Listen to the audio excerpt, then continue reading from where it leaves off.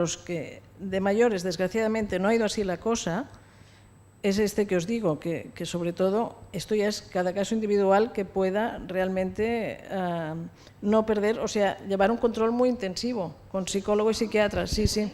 Yo, ojalá que los pequeños no les suceda, ojalá, en esto estamos, ¿no? O sea, que los pequeños que han tenido la suerte de tener la hormona de crecimiento desde ya, desde muy pronto, ojalá no les suceda, pero yo no conozco ningún adulto, ninguno, y conozco bastantes, que no tengan este punto de ruptura, este retroceso y este punto de inflexión. O sea, hay un momento, bueno, mi hija mismo tiene 25 años y está delgada, pero es que, y controla, no tenemos llave en la cocina, no tenemos llave, pero si le dejamos...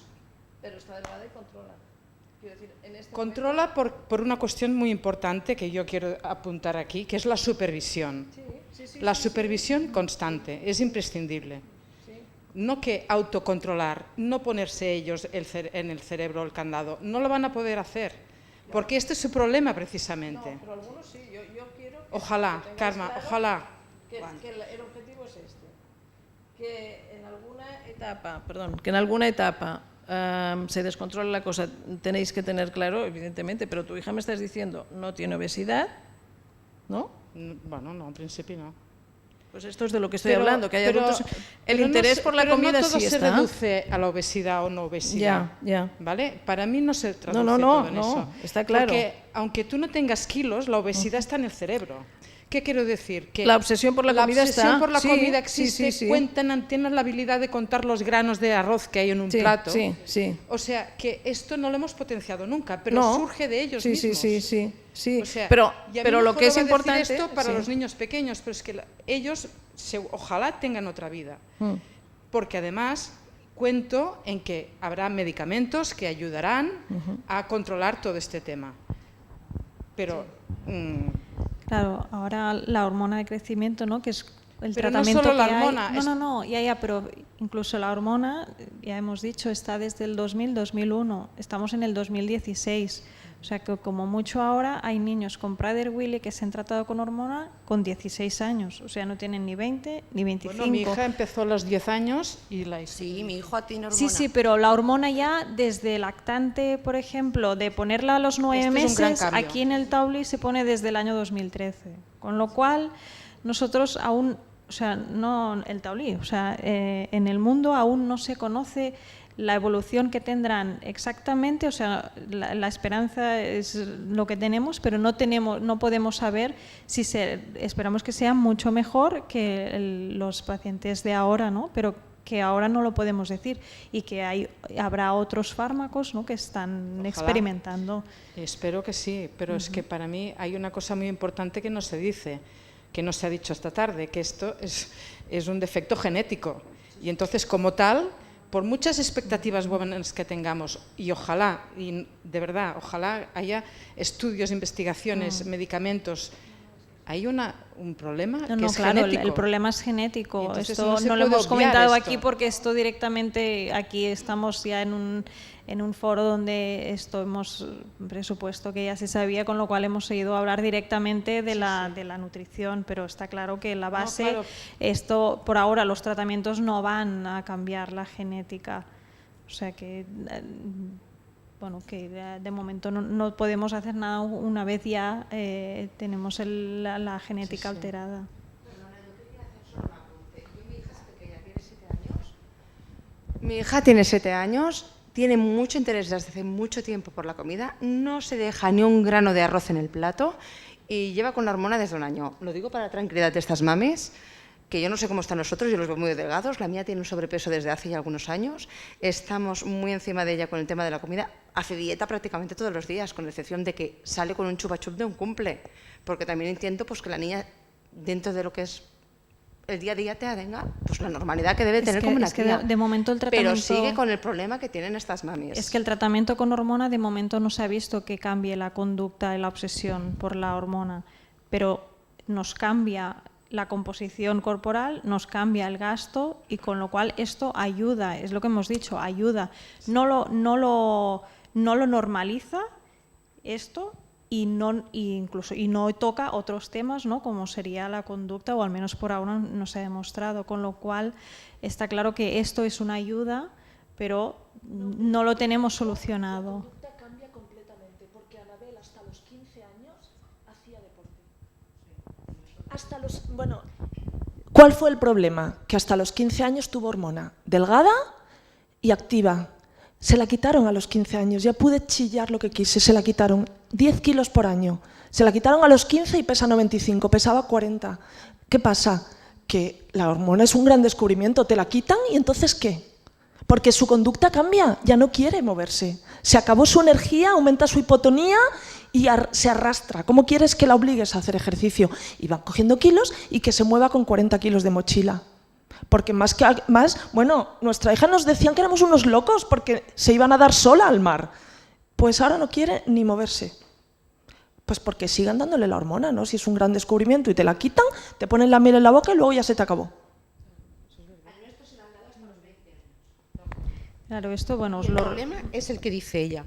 Tiene 28 años ahora, como os digo, no hace nada de deporte, es que no quiere caminar, aparte de que ya tiene mucho problema con su columna debido a la hormona del crecimiento que hizo tan rápido, porque se la dieron ya cuando salió y era bastante más mayorcito.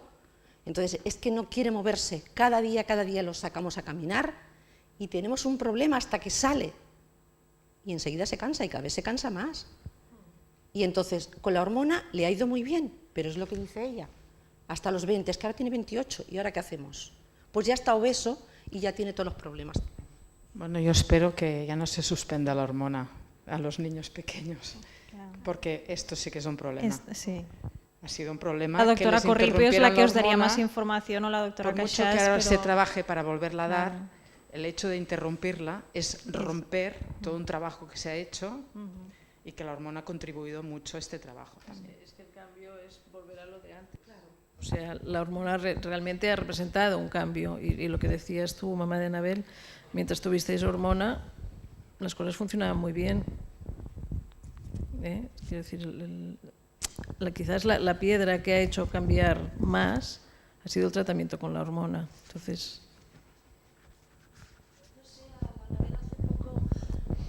hace poco la doctora Caixas nos convocó porque intentaban volvérsela a dar y nos ha llamado diciendo que no. Que, claro, la pauta era tan pequeñita que de 5 ha pasado 1, o sea que no vuelven a dársela. Y yo no sé, si no se les suspende a los pequeños, se les dará otra vez a los adultos, ¿no? Digo yo. Sí, el glucomón ¿verdad? Sí. Yo la verdad es que los padres que puedan conseguir que se alargue la hormona, estupendo, claro. Sí, hombre, la verdad es que ha cambiado la historia natural. ¿Qué se puede hacer como colectivo para que continúe la hormona? Ya se está haciendo, Sí, está Sí. La doctora Caixás está haciendo pruebas a los chicos para ver si se les puede volver a suministrar la hormona. Y en principio, pues si se supera esta prueba, pues entonces se la van a dar. Bueno, pues, porque no se mide igual que en los bebés. En los bebés ya por defecto te la dan. En los mayores tienes que reunir unas características muy concretas. No sé, sí, es que para que la autoricen tienes que demostrar que hay un determinado déficit de esta hormona. Y entonces es eso, que a veces... ¿No tienen ese déficit? No lo tienen tanto, ¿no? Pero el caso es que les continúa siendo beneficiosa a pesar de que a nivel de analítica no salga tanto el déficit. Entonces, ahora lo que decía la doctora Caixás es que se intentará hacer a través de otro tipo de prueba, ¿no? Un poco. A ver. Yo creo que es importante lo que comentaban ustedes de plantar una base. Sí que es verdad que luego hay una problemática, pero el problema final es continuarlo, ¿no? Que al final viene derivado con la hormona de crecimiento y ya no es un problema médico, es un problema político, económico, lo que sea. Entonces, plantar una base creo que se han dado bases importantes del candado, por un lado, el cumpleaños, no puedes excluirte. Por ejemplo, el comer todos juntos en la familia, pues es un acto social. Creo que es importante. Mucha gente no sabe que se puede comer una olla de mejillones. Ostras, creo que es importante de verlo en todo esto, ¿no? Entonces, plantar una base, no sé, creo que es importante. Yo, una de las ideas que quería transmitir es que, si bien estas reuniones, fiestas, etcétera, son un riesgo para esta conducta alimentaria, que valoréis todo, o sea, que valoréis que ese niño excluido de su entorno va a ser un niño con mucha más ansiedad, un niño mucho más triste, y que esto, en definitiva, también tiene repercusión en la conducta alimentaria. Espera, micro.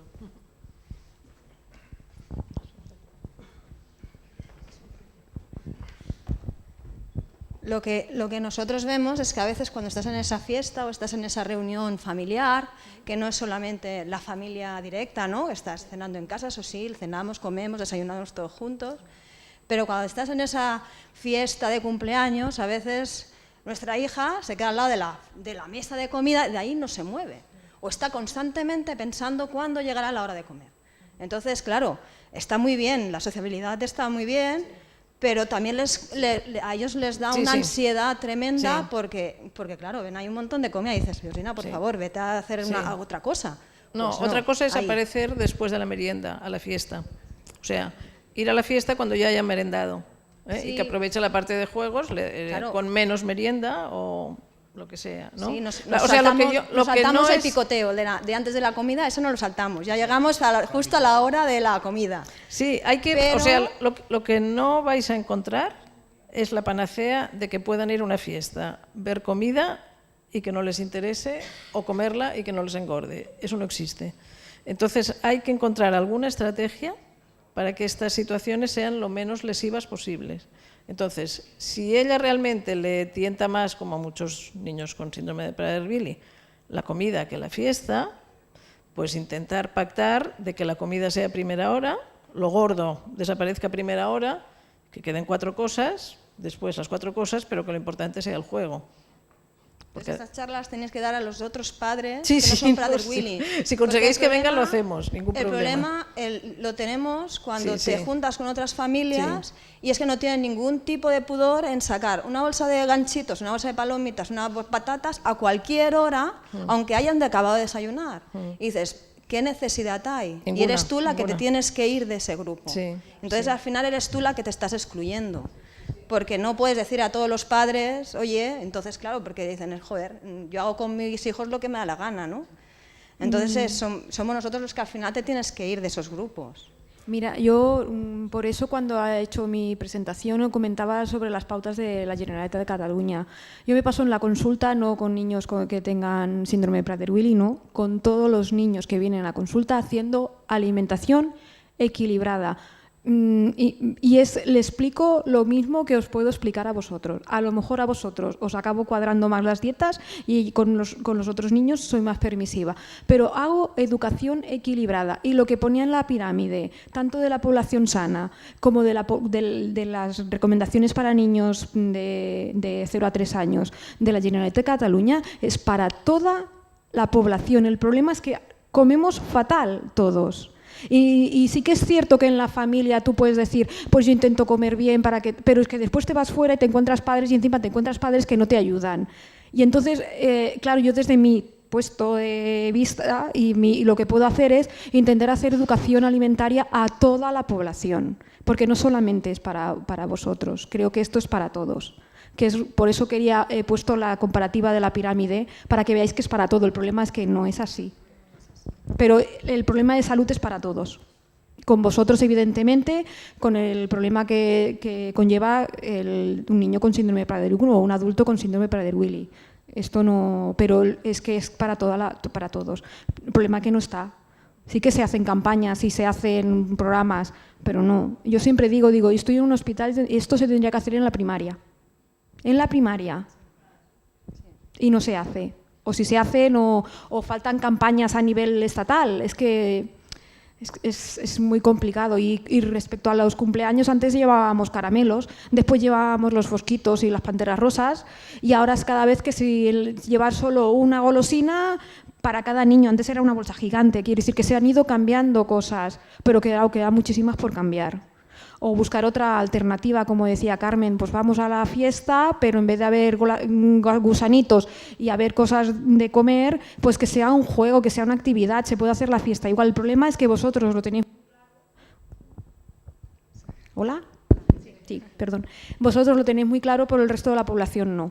Pero que con el resto de la población también se lucha. Porque claro, yo lucho desde aquí en un pequeño tramo, porque ya te digo, niños con obesidad que no tienen Prader-Willi tienen el mismo problema. No quiero decir que guay, que chulo, no, pero me refiero que realmente es un problema, yo os entiendo, pero creo que todos tendríamos que hacer una alimentación equilibrada y no se hace. No, el problema lo veo, o sea, cuando Georgina sabe que tiene lo que tiene que comer, lo que tiene que merendar, aunque vea a otros niños que comen otras cosas, a ella no le importa, ya se va de los yogures y tan campante. O los viernes que hacen la merienda para los de sexto que venden y demás, pues alguna vez que sí que han hecho merienda saludable, que meten un poquito de fruta, pues ese día le compro la fruta. Pero si no, ya sabe que no se puede comer nada de lo que hay ahí, porque no es saludable. Entonces ella dice, mamá, mejor esto. O sea, que quiere decir que también a estas edades, al menos, estar ahí machacando que tiene que comer una dieta saludable, que no puede comer esto, no puede comer, funciona, al menos en estas edades. Yo no sé cuándo lleguemos a 16 años o quitemos la hormona. Exacto. Pero ahora sí que es cierto que funciona. Pero claro, el problema es cuando te encuentras otros padres o...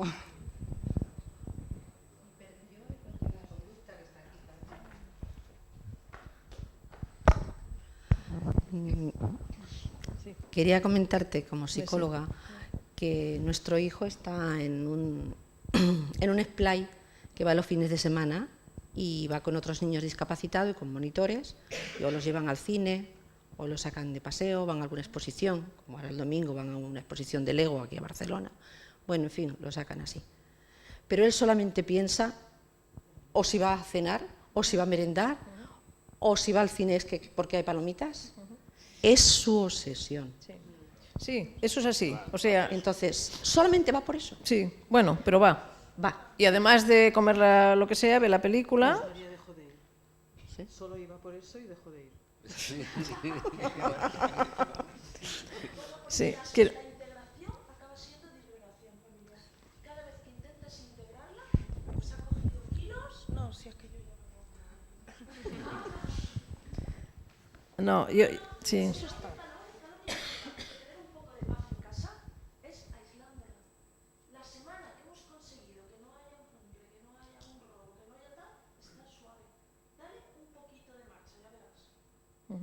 Sí, lo que pasa es que eso realmente a nivel de futuro está claro que para ella no tiene ningún sentido.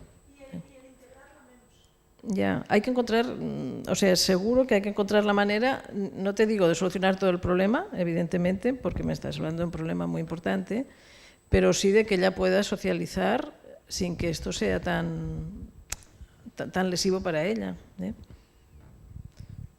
Lo que me decías... se pone muy contento, sí, porque va a los sitios, pero sí, solo pensar en eso. Sí. Luego ya ha merendado lo que sea, sí, y ya le entra como una tristeza, sí, como un aburrimiento. Pero bueno, exacto, un desinterés total. Sí.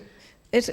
que ya ni se relaciona con los amigos, ni tiene amigos, ni tiene compañeros, ni tiene nadie. Y está rodeado, pero sí. no. O sea, el pensamiento obsesivo con la comida está y va a estar. En pocas ocasiones cambia a nivel farmacológico. Quiero decir, está bastante demostrado que los medicamentos que funcionan para la obsesión con ellos no siempre funcionan. O sea, el interés por la comida sigue estando. Y yo os diría que eso no es, el objetivo no es que eso desaparezca, porque eso sí que de momento es picar hierro frío. ¿Qué es lo que tenemos que hacer? Vale, pues él va interesado por ese rato que están tomando algo, bueno, pero por lo menos sale y por lo menos ve a los compañeros y por lo menos está fuera de casa un rato. ¿Sabes qué te quiero decir?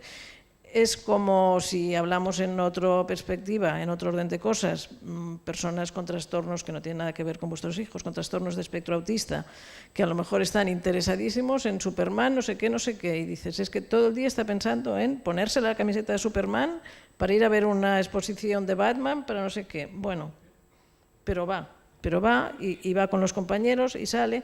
Quiero decir que hay una parte que no la podemos eliminar. De momento no sabemos cómo eliminar esto. Lo que tenemos que intentar es que esto no tenga la consecuencia grave. O sea, aquí hay gente que me está diciendo, solo piensa en la comida, pero el peso lo tenemos controlado. Pues, chapó. O sea, es esta la realidad. No todos están tan obsesionados, pero si los que están obsesionados pueden controlar el peso, pienso que esto es que se están haciendo las cosas bien. Evidentemente, desgraciadamente, no tenemos la manera de momento de decir, le damos esto, hacemos esto y no se va a obsesionar con la comida. No, con esto es con lo que tenemos que vivir. Ahora, lo que tenemos que procurar es que la consecuencia no sea. Tenemos que procurar pues, que no haya el aumento de peso. Y cuando aparece, pues entonces intentar revertirlo, que esto es mucho más difícil. Esto sí sabemos que es mucho más difícil. Cuando se llega realmente a aumentar el peso es muy difícil revertirlo. Yo también quería añadir que no todo es la comida. No. Bueno, mi hija desde siempre ha tenido un régimen muy estricto, pero hay otras cosas que también inciden, como es la rigidez y yo creo que desde pequeñitos se les tiene que educar muy bien en este sentido porque es importantísimo. Que no solo es la comida y la conducta versus la comida, sino con la conducta en general, porque nosotros durante muchos años no hemos tenido ningún problema con la comida. Pero habéis tenido otros problemas seguro, por culpa de la rigidez. Conducta, claro. Con la conducta. La rigidez es, el funcionamiento de su cerebro, si ya lo llevamos a pruebas, digamos, neurocognitivas, tiene un funcionamiento rígido. O sea, ellos... Y no es que ellos sean tozudos en un sentido de decir, mira qué tozudo es, que mal se porta. No, o sea, su cerebro procesa la información de una manera rígida. Os voy a poner un ejemplo. Si hacemos, por ejemplo, pruebas de... hay un test que pasamos en neuropsicología que es, yo por ejemplo te doy un círculo azul y tienes varias fichas y tienes que decirme cuál va con esta, ¿vale? Y por ejemplo, la consigna mía para decir que está bien o mal será que me des el del mismo color, pero yo no te digo cuál es la consigna, te digo cuál va con esta. Tú me das la azul, te digo bien, vale, te saco una roja, me das la roja y te digo bien.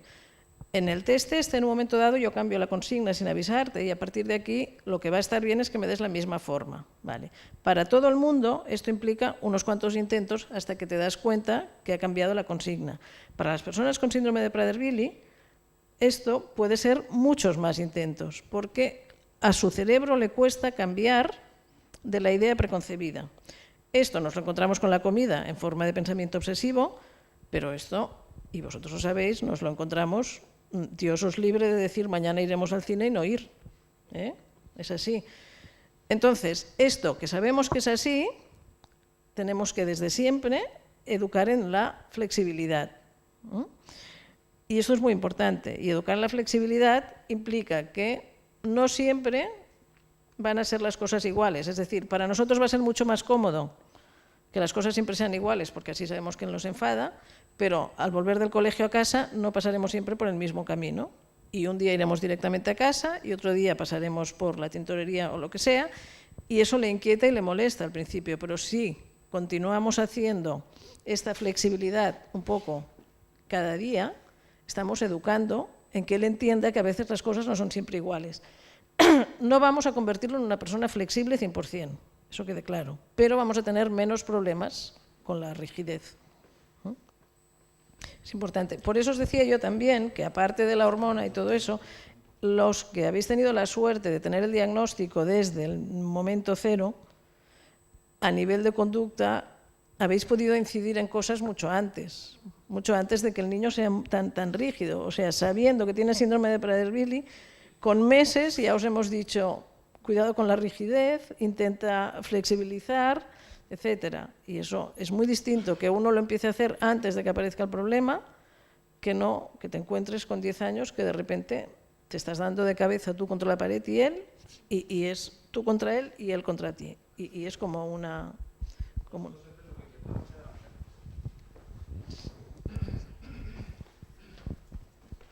Hablábamos de ejercicio físico, él está hoy poniéndose en forma total. Digo que nosotros siempre intentamos al revés. Primero lo que hacíamos era evitar el problema e intentábamos siempre pues prepararla para que no tener el problema. Pero también es verdad que hemos intentado practicarlo del tema de ir haciendo un poco de flexibilidad. Sí. Pero casi siempre nos habían dicho, siempre habíamos visto que lo mejor es evitar el problema. Pero por lo que veo, es casi bueno, ¿no? Es intentar hacerle cambiar cosas, o sea, realmente aunque se cabree poquito, pero que se vaya cabreando y ir preparándola para los cambios, ¿no? Que a pequeñas cosas, con pequeñas cosas, dosis, no hace falta convertir la vida en una incertidumbre. No, pero no tengo ninguna intención. Que entendamos que el que es obsesivo es él y no nosotros. Y que entonces él va a intentar siempre llevarnos por la línea recta, pero cuanto más mundo vea, en este sentido, más fácil será que acepte otras cosas. En el tema de la comida hay que ser estricto, quiero decir, no estoy diciendo que ahora hoy puedes comer pizza y mañana no para nada, me refiero, ahora ya estaba en conducta en general, Sí. O sea, sí que es verdad, evitar los enfrentamientos, yo también siempre lo digo, o sea, el enfrentamiento es... yo te digo que no, tú me dices que sí. Este tipo de enfrentamientos no suelen funcionar nada bien, además acaban siempre mal, acabamos nosotros fatal y ellos fatal. Pero introducir pequeños cambios en la vida, o sea, muchas veces los toleran más de lo que realmente pensamos de entrada, o sea, de entrada les molestan los cambios, pero cuando uno se habitúa a que a veces hay cambios, cada vez se va tolerando mejor. Se va tolerando más, sí. O sea, que es bueno, ¿vale? No, es que no... Sí, pero sin convertir la vida en un festival, sí, unas cosas ordenadas. Sé que simplemente pequeños cambios, pequeñas... Sí, lo que has dicho, el ejemplo ese de ir por diferentes caminos... Ese es un ejemplo tonto, pero que a muchos niños les inquieta. Sí. Porque los has acostumbrado a ir siempre por el mismo camino y a la que no vas por el mismo camino, de pequeños ya, se ponen como nerviosos. Entonces, cuando esto pasa más veces y se acaba siempre en casa... El niño aprende que a casa se puede ir por diferentes caminos y esto da más tranquilidad. Sí, a nosotros a veces nos pasa que ella nos intenta indicar en el coche, Sí. O sea, en el coche, desde atrás me está diciendo, no, por aquí no se va. Y digo, ¿me vas a explicar tú por dónde se va? A casa de no sé qué. Y entonces acabamos explicándole, pero por ejemplo, para venir aquí al Parc Taulí, a veces me ha dicho, no, por aquí no. Y digo, hombre, por aquí sí, porque yo sé cómo ir. Y él me iba intentando y se cabrea y hasta al punto de llorar y pataleo dentro del coche y es un poco, es cuestión de venir por diferentes lados. Estas cosas pequeñas vale la pena que las pasen. Ahora enfrentamientos gordísimos, ahí tener cuidado porque sabemos que ya el tema rabietas y todo eso es mucho más... es menos satisfactorio para todos. Ahora, estos pequeños de por aquí no es que estás haciendo y que se puede inquietar 5 minutos, 10 minutos, pero al final ve que llega a donde vais, es un buen aprendizaje.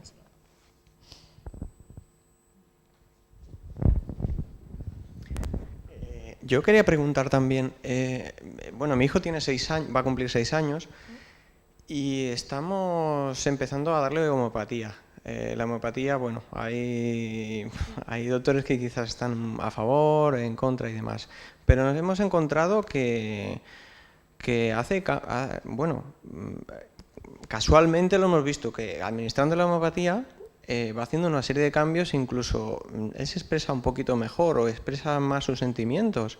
Entonces creo que puede aportar un poco a la plasticidad esa cerebral que ustedes comentaban también. ¿Qué opinan de esos tratamientos o esas terapias? Yo te diré, a nivel científico no tengo ninguna opinión, pero lo que le están dando seguro que no le hace ningún daño y si estáis viendo que le está haciendo algún beneficio, pues adelante. Si no se pasa de calorías, ¿tienen calorías las bolitas? No. Pues os diría que realmente